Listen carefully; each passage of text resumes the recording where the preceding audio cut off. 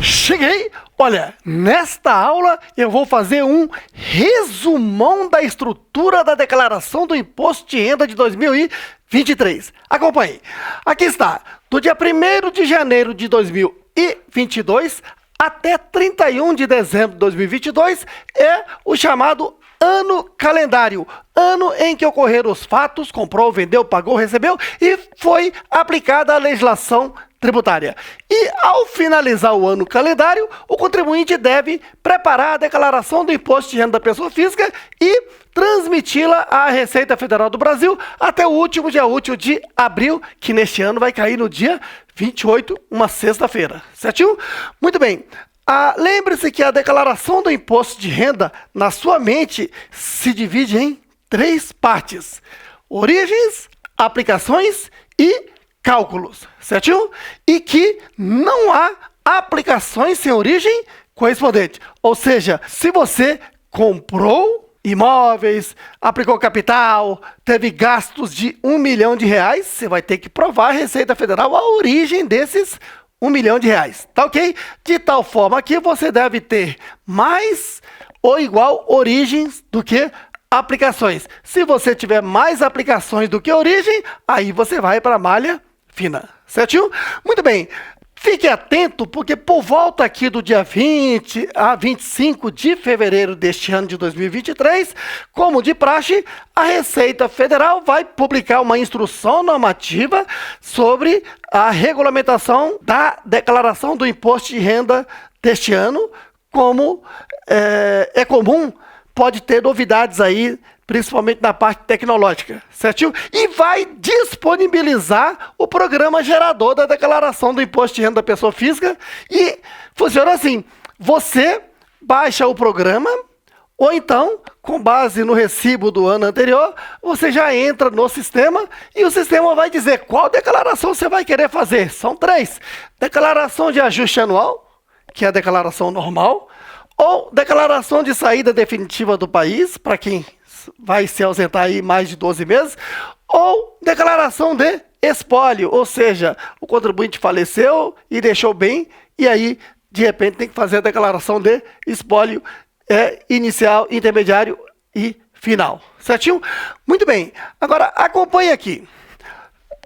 O imposto de renda da pessoa física, por lei, é pelo regime de caixa em bases mensais. O que significa dizer? Regime de caixa quer dizer que eu vou declarar aqui só a renda recebida em 2022 e as despesas pagas em 2022. Quando se diz bases mensais, quer dizer o quê? Que o governo não tem como esperar um ano para você pagar o imposto. Ele precisa arrecadar mês a mês. Daí ele diz que a retenção e carnê-leão se aplica mês a mês. Então, por exemplo, o salário de janeiro, né, foi pago por uma fonte pagadora, então aquela fonte pagadora deve reter e pagar a você o líquido. Para você que é o empregado, contribuinte, o que foi retido é só uma antecipação. E você vai declarar essa renda aqui em rendimento tributável recebido de pessoa jurídica como uma origem. Certinho? E se você tem aluguel ou prestou serviço à pessoa física, então você próprio vai ter que calcular o imposto e recolher usando o aplicativo chamado Carnê-Leão, certinho? E aí, esse imposto que você pagou também é uma antecipação. E vai declarar essa renda aqui, ó, rendimento tributável recebido de pessoa física. E todo esse valor aqui de rendimento tributável recebido de pessoa jurídica e de pessoa física, ao preencher aqui essa ficha aqui na origem, o sistema automaticamente já traz para cá, olha. Cálculo modelo completo, rendimento tributável, recebido de pessoa jurídica e recebido de pessoa física. Certinho? Bom, guarde que já já eu volto aqui. Continuando aqui nas fichas, rendimentos tributáveis exclusivamente na fonte e definitivo. Aqui seria o caso de você aplicar junto ao banco, aplicar nas bolsas de valores, e aí você vai pegar aquele rendimento menos o imposto que foi retido e declarar aqui como sendo um rendimento tributado definitivamente, certinho? E não vai para o cálculo da declaração. só vai servir como uma origem dos recursos que você possui, certo? E rendimento tributável em definitivo seria, por exemplo, você calculou e recolheu ganho de capital. Teve um ganho de capital tributável e você recolheu no mês seguinte. Claro, ganho de capital é lucro na venda de bens e direitos. Então você teve que baixar o programa GCAP, alimentá-lo, o sistema te forneceu um DARF para você pagar no mês seguinte. E agora, na época da declaração, você importa o GCAP para dentro aqui da sua declaração e o sistema já preenche automaticamente os campos dessa ficha. Certinho? Rendimentos isentos e não tributáveis. Olha, rendimento não tributável, na verdade, é aquele caso em que o fato gerador ainda não ocorreu, portanto, não está na hipótese de incidência e nem deveria aparecer aqui.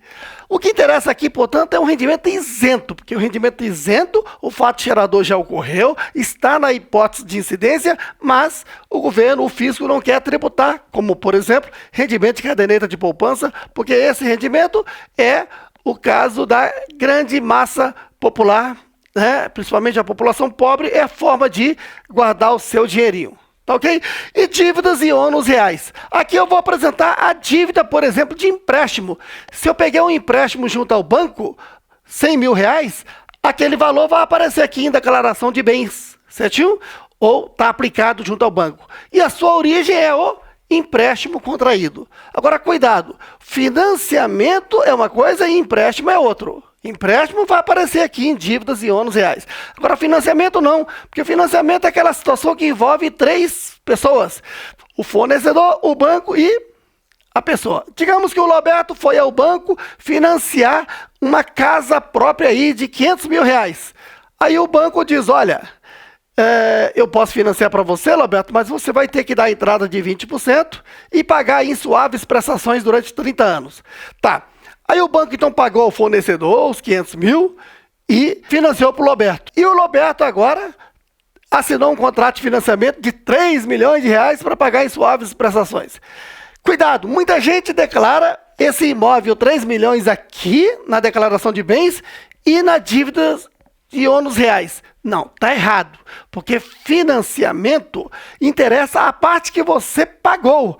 Então pagou o quê? A entrada de 20%, 100 mil, mais as prestações, digamos, 30 mil reais, e mais as benfeitorias, 20 mil. Então você gastou 150 mil, você vai informar imóvel, gasto 150 mil, certinho? Qual a origem disto? Ora, o dinheiro que você teve foi com base em rendimentos que você teve e é a origem do que você está aplicando. Beleza aí? Então, as aplicações são bens e direitos e pagamentos efetuados, tá ok? Vamos logo então para o cálculo do modelo completo. Pego aquele rendimento tributável bruto recebido de pessoa jurídica e pessoa física, subtraio as despesas dedutíveis, que são pensão alimentícia, dependente, INSS, previdência complementar, PGBL limitado em 12% do rendimento tributável bruto. Esta parte aqui é exatamente aquela parte de deduções na hora de calcular o imposto retido na fonte ou carnê-leão, multiplicado por 12 meses. Tá ok? São os mesmos. Agora, na declaração, há também outras despesas dedutíveis, como despesas médicas, despesa com instrução. Despesa médica é 100% dedutível. Já a despesa com instrução está limitado em R$ 3.561,50 por filho. Tá? E aí encontro o rendimento tributável líquido, que é a base de cálculo. E aplico a alíquota de 7,5% a 27,5% lá da tabela progressiva anual, encontro um total. Subtraio a parcela a deduzir da tabela progressiva anual e encontrei aqui o imposto de renda da pessoa física total do ano. Subtraio as antecipações de retenção em carnê-leão e vou encontrar aqui um imposto de renda da pessoa física, saldo a restituir quando as antecipações forem maiores que o total do imposto devido. Ou então, um saldo a pagar quando as antecipações forem menores que o total do imposto devido. Muito bem, para finalizar, veja aqui a diferença entre o modelo completo e o modelo simplificado. A única diferença é o seguinte, é que no modelo completo, essas despesas dedutíveis aqui, você tem que guardar as notas fiscais, os recibos, os comprovantes, porque a qualquer momento a Receita Federal pode exigir que você comprove, tá ok? Agora, se você quiser substituir essas despesas dedutíveis por um desconto padrão de 20%, pode. Então, por exemplo, seu rendimento é de 100 mil. 20% dá 20 mil. Você abate aqui os 20 mil, só que tem que tomar cuidado, porque é 20% limitado em 16.754,34. Então, nesse caso, você vai poder abater só esse limite de 16.754,34 para encontrar a base de cálculo e fazer o cálculo, certinho? Quando é que o modelo simplificado é mais interessante? Quando esse desconto padrão de 20% limitado a esse teto aqui for maior do que as despesas dedutíveis, tá certo? Outro ponto importante é o que são fontes pagadoras. Sempre que se falar em fontes pagadoras, são fontes de rendimentos tributáveis recebidos de pessoa jurídica e de pessoa física. Então, por exemplo, o Roberto passou num concurso público para trabalhar na Receita Federal como auditor. E aí, então, a Receita Federal, ao pagar o salário do Roberto, desconta imposto e paga o líquido, e o Roberto declara aqui em rendimento tributável recebido de pessoa jurídica. Esta é uma fonte de renda, tá ok? E aí, Roberto, no horário livre, à noite, ele dá aula na faculdade. A faculdade também é uma fonte pagadora, ao pagar o salário do Roberto, desconta o imposto. Isso é o quê? Uma outra fonte de renda. Tá ok? Aí o Roberto tem um dinheirinho guardado, comprou um imóvel e alugou para uma pessoa jurídica. Aquela pessoa jurídica, então, retém o imposto e o Roberto declara aqui a sua terceira fonte de renda. Aí o Roberto agora tem dinheiro aplicado junto ao banco e resgatou. Aí o banco descontou o imposto. Esse rendimento, o Roberto vai declarar aqui em rendimento tributável exclusivamente na fonte. Esta parte não conta como fonte pagadora. Beleza? E para finalizar, veja, quando a pessoa tem mais de uma fonte de renda, tem o problema de cair em imposto complementar. Como assim? De repente o Roberto recebe salário lá do TCU com alíquota de 27,5%. Tá vendo? E Roberto tem imóvel alugado a terceiro e recebe aluguel, e é um aluguel pequeno, né? Digamos de R$3.000, e aí incidiu a alíquota só de 15%. Então ele tem duas fontes de renda, uma a 27,5%, outra a 15%. Certamente, se aquela renda do Roberto é, digamos, 30 mil, lá no TCU, e mais 3 mil do aluguel, quando levar para a declaração do imposto de renda, aqui vai dar 33 mil, e a alíquota aqui vai ser 27,5%. Certo aí? Então, já prevendo essa possibilidade de dar um imposto a pagar lá no futuro, o Roberto pode, se quiser, fazer um consolidado. Soma todos esses rendimentos, 33 mil, faz um cálculo, encontra o imposto, abate o que foi retido, abate, né, o imposto do aluguel e dá uma diferença. Essa diferença chama-se, hoje, imposto de renda complementar, cujo recolhimento é facultativo. Tá? No passado, esse imposto era chamado de mensalão, mas se tornou pejorativo diante das criminalidades. Hoje é chamado só de imposto complementar. Então, o imposto complementar hoje não é obrigado a recolher. Aí, qual é a orientação? Recolhe agora ou deixa para dar saldo a pagar lá na declaração? Deixa para dar saldo a pagar lá na declaração. Por quê? Porque o que você vai pagar lá é sem juros e vai pagar até 30 de abril, certinho? A recomendação é que você pegue esse valor do imposto a complementar e aplique numa modalidade mais rentável de sua escolha, porque na época que você tiver que declarar o imposto e já pagar esse imposto, tá? Você tem que pagar só o principal, tá? E fica com o rendimento. Gostou da dica? Então, dê um like aí neste vídeo, inscreva-se aqui no canal Portal Contábeis e olha, se você quer assistir aulas grátis com o professor Roberto, vamos lá, cursos grátis. Acesse natacursos.com e assista à vontade.